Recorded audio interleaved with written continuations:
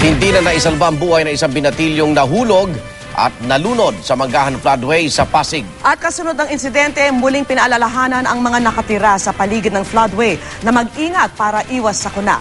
May saksi exclusive si JP Soriano. Agad na nilapatan ng cardiopulmonary resuscitation na 16 na taong gulang na si Don Carlo Borromeo. Pagkaahon sa kanya sa Manggahan Floodway sa Pasig City kung saan siya nahulog alas 4 ng hapon kanina.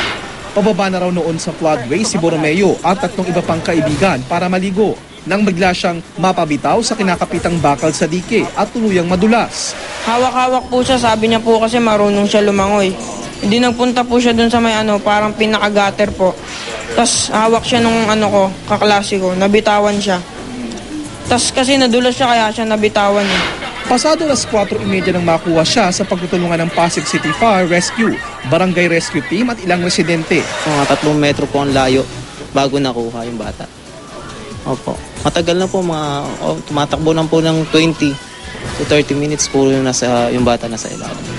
Mula nang maiahon hanggang sa dumating sa Pasig City General Hospital, tuloy ang CPR kay Borromeo.